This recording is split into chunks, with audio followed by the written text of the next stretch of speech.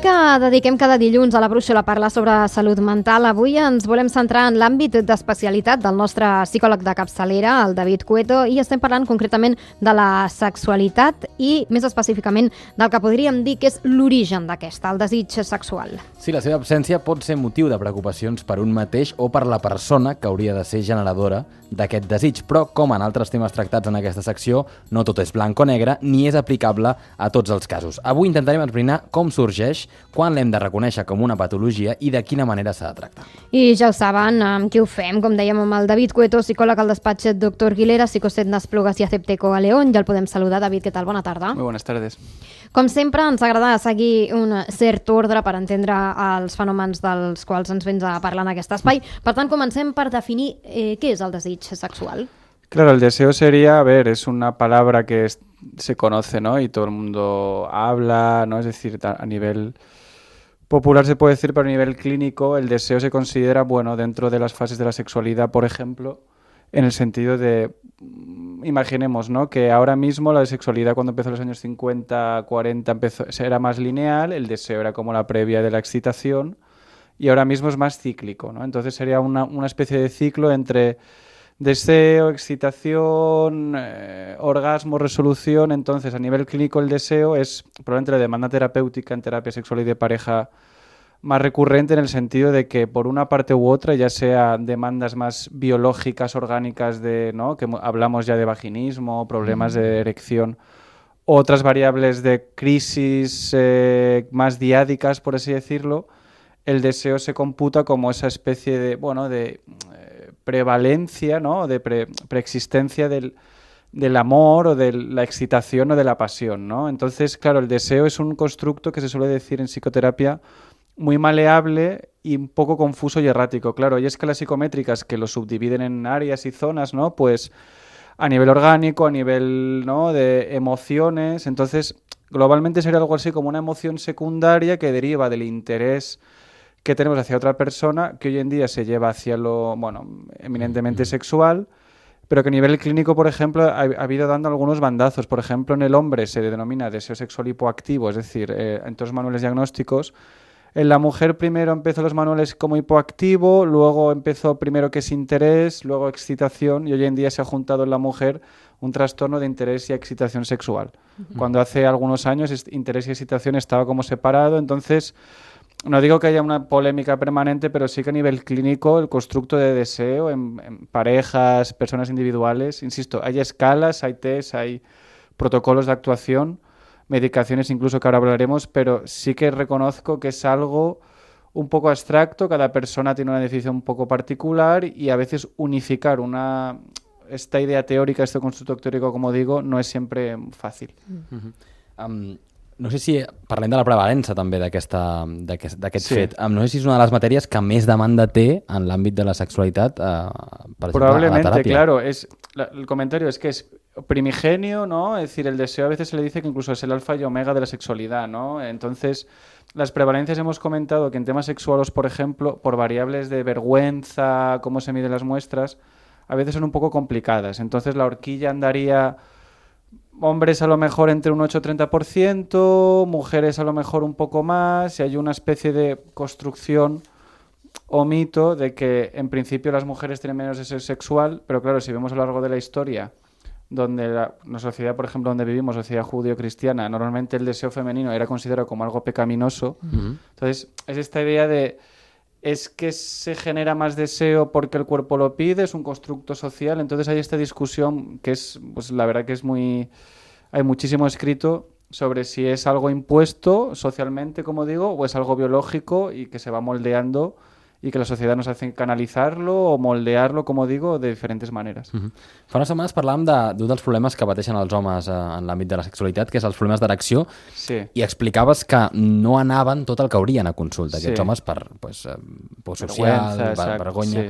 Amb aquesta matèria passa quelcom similar o és més fàcil que tant homes com dones vagin a teràpia? En hombres, muy interesante, Joan, lo mismo que he dicho, ¿no? Que el constructo un poco de la feminidad era asociar el deseo con la culpa, ¿no? La mujer como elemento pecaminoso que desvía al hombre de su camino de la iluminación, que este discurso sí que hoy en día no ha desaparecido.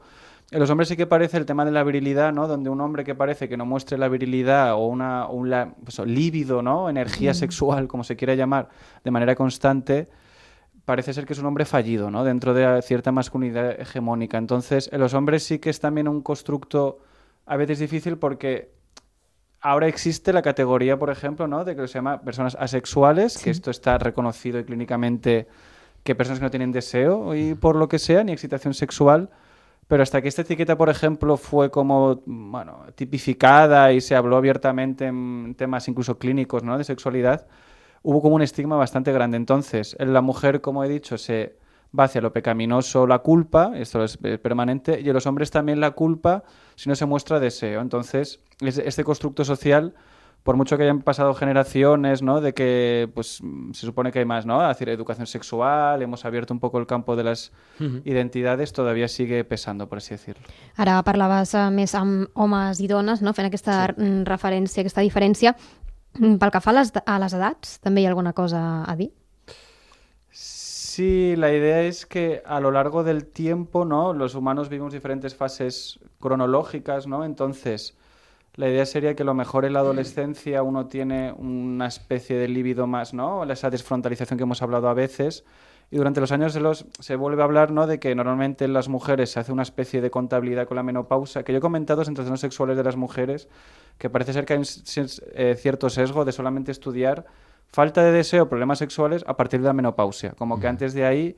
Entonces hay este mito, ¿no? De que con la edad en principio el deseo cae, sí que es verdad que el cuerpo, es decir, el cumplir años genera una caída de energía, una caída, ¿no? El cuerpo se regenera más lento, pero que el mito de que una persona de más de 60 años no tenga deseo sexual es totalmente absurdo. Y sí que hay un estigma en ocasiones también de gente que parece que mostrar deseo sexual a partir de cierta edad, como digo, la sociedad parece que asocia el deseo, la excitación a la juventud, a la lozanía, ¿no? Al tener la vida por delante.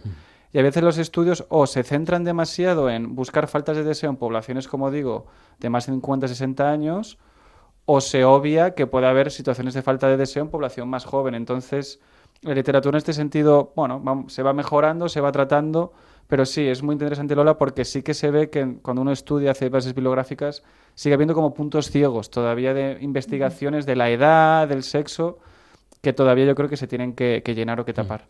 Això ho parlàvem també quan parlàvem de vaginisme o de problemes amb l'erecció, que imagino que són fenòmens que en un moment puntual no ens han de preocupar, però no sé fins quin punt es traça la línia i el límit a quan s'han d'identificar com una patologia, aquesta absència de desig, i per tant s'han de tractar. El tiempo normalmente de estos diagnósticos tipificadamente son 6 meses, ¿no? Te dicen son 6 meses de falta de deseo, falta de interés sexual.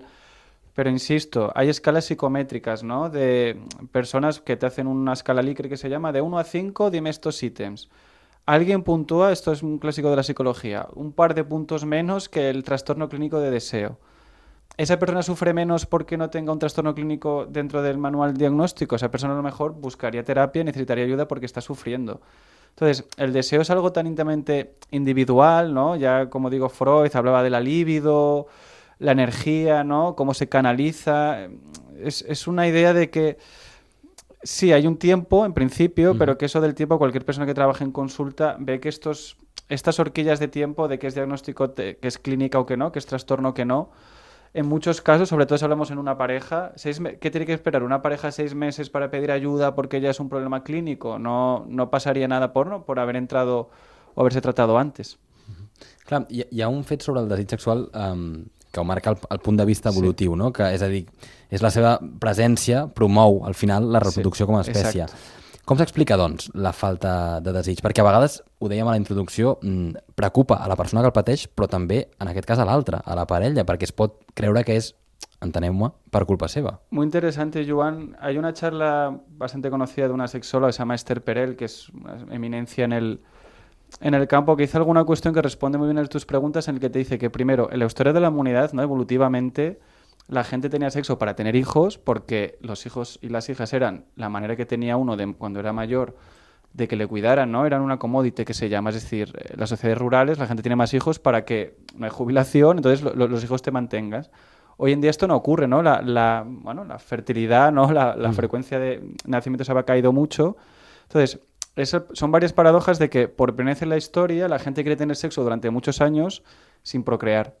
Porque, insisto, antiguamente la procreación era casi necesaria para la propia supervivencia. Si uno no tenía un clan que le ayudara, no tenía manera de sobrevivir cuando el cuerpo, es decir, el 99%, bueno, un porcentaje muy alto, trabajaba en el campo, eran agricultores.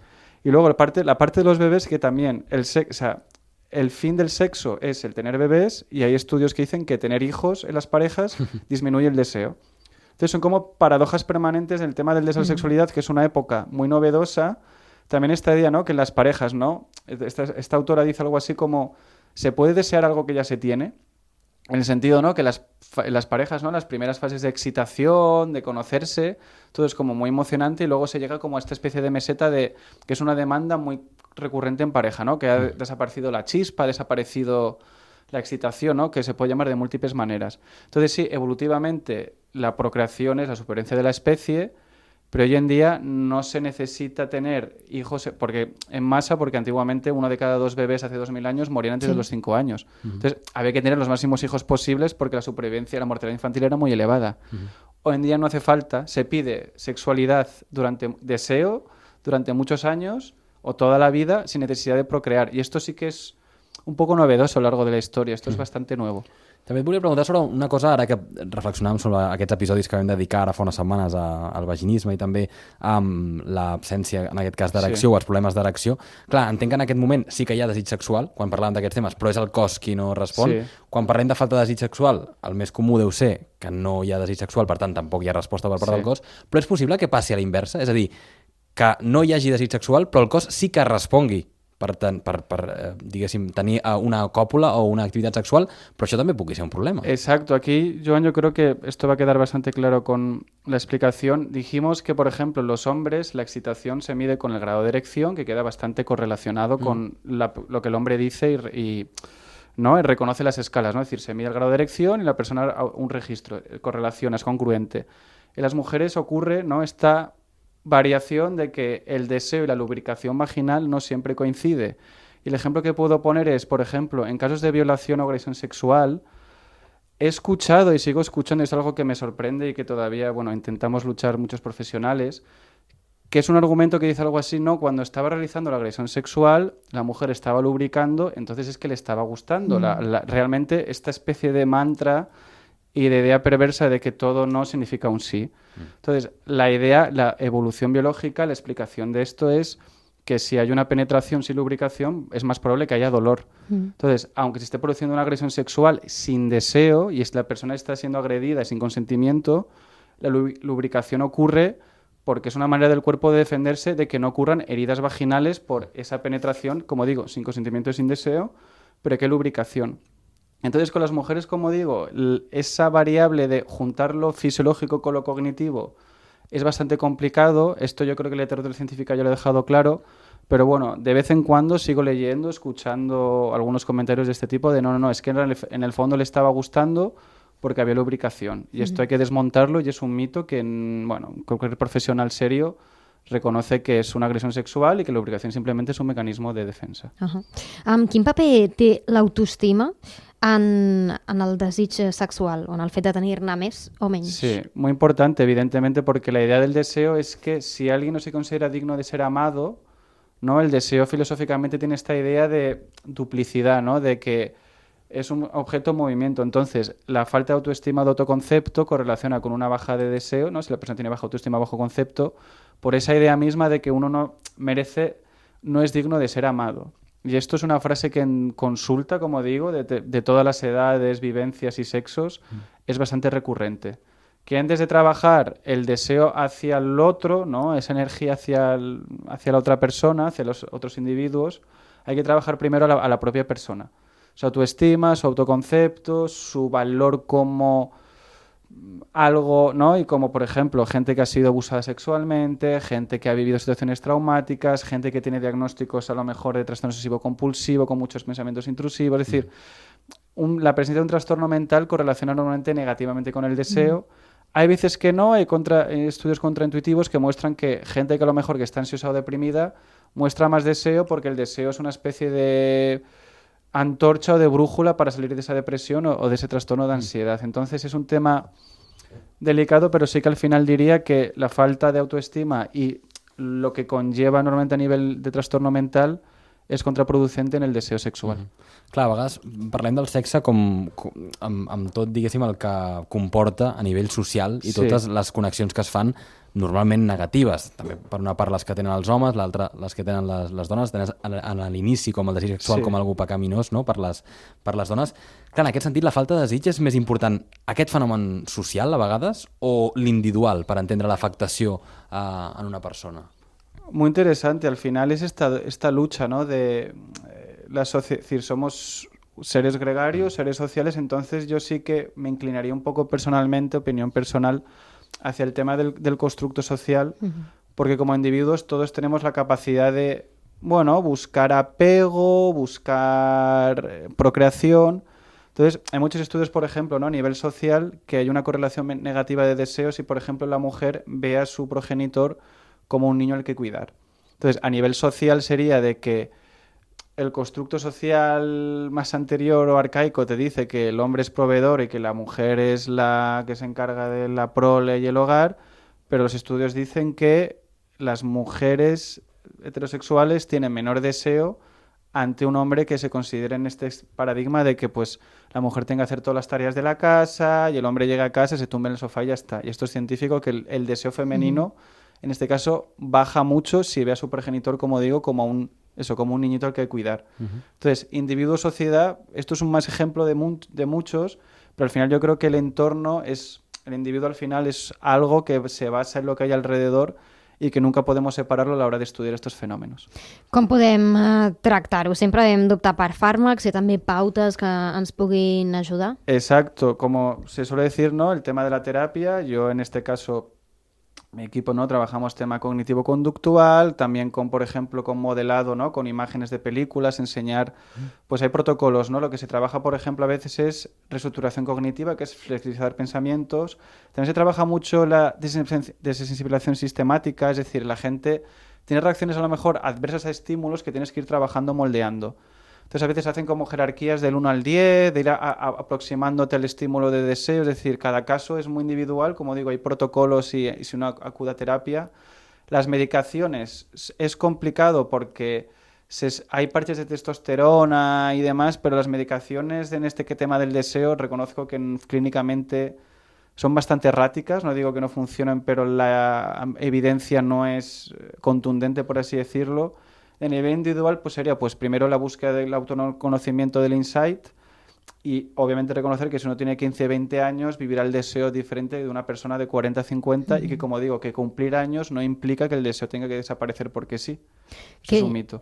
Què li diries o com ha d'actuar un home o una dona independentment quan la seva parella els diu doncs això, que tienen una falta de desig sexual? Claro, primero un poco encontrar, hay personas que es puramente físico, a lo mejor no encuentran, no lo sé, los humanos tenemos incluso lo que se dice fetiches, ¿no? De, pues, no, exigencias de a lo mejor ponte más en forma o no sé. Claro, también entrar en esta dinámica con una persona de obligarla a tener cambios estéticos es un poco delicado. Entonces, en una pareja sería analizar un poco la situación, ver el tiempo que lleva, hablarlo ¿no? Comunicativamente, lo que se llama con asertividad, buscando nexos en común, que se llama. Y un poco las pautas que suelen trabajar muy bien, que hemos hablado alguna vez, que es el sentido de trascendencia.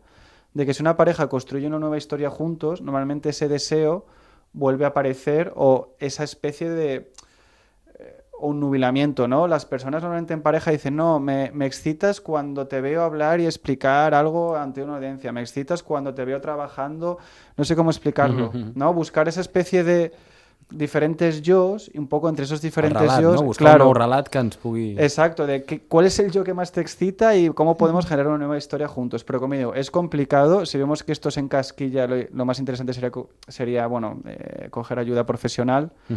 Pero al final sería ver, bueno, la causa y, como digo, el deseo no es un constructo fácil. y requiere de madurez individual y madurez como pareja para hablar de algo que a lo mejor puede ser doloroso o complicado de transmitir. Ara parlàvem de pautes. Deies que en el cas dels fàrmacs no hi ha res massa congruent i massa provat. Clar, a vegades el que pot ser la via més fàcil i més coneguda, que és la pastilleta blava, la Viagra, entenc que aquí el tema de que el cos et doni una resposta no és solució al desig sexual. Podria ser que sí, però imagino que no es recomanable. Tal cual, Joan, porque sin un protocolo adecuado hay gente que acaba es decir, una especie de tolerancia, dependencia a esta medicación, que para rendir uno toma esta medicación y entonces como en la erección en los hombres el deseo suele ser correlación, pastillita azul. En las mujeres, como digo, es bastante más complicado, hay parches y tratamientos, pero hace años la FDA, ¿no? La agencia que en Estados Unidos aprueba medicamentos, retiró unos parches de testosterona que había en 2004, ¿no? Pues en los 2010 lo quitaron. Entonces, como hombre sí que tener que cuidado, por ejemplo, de este tipo de automedicación, porque el cuerpo, ¿no? Tolerancia y dependencia. El cuerpo se acostumbra a una sustancia para funcionar y luego a veces esa sustancia provoca efectos secundarios o hay que subir la dosis o por temas de salud esa medicación no puede ser tomada. Entonces, como siempre, ¿no? Existe un andamiaje, eso habría que verlo como un andamiaje, algo para construir.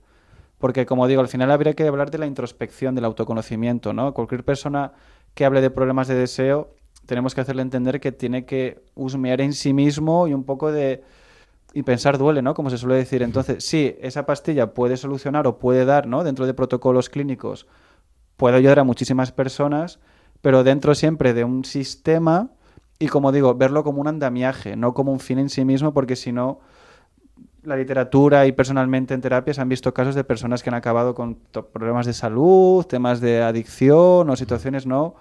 Lo que se habla, por ejemplo, unidades de chemsex, ¿no? Que en determinados sitios hay como consumo abusivo de drogas, con relaciones sexuales y se hace esa correlación. Entonces, esto es muy variable, pero sí, en el fondo siempre esta medicación con supervisión profesional y no es tampoco el Satanás. Es decir, esta medicación puede ayudar si se utiliza bien en contextos clínicos y con supervisión y seguimiento.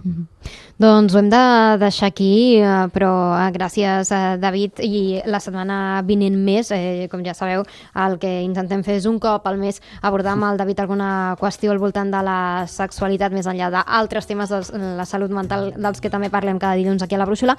David, gràcies i molt bona tarda. Muy buenas tardes, muchas gracias.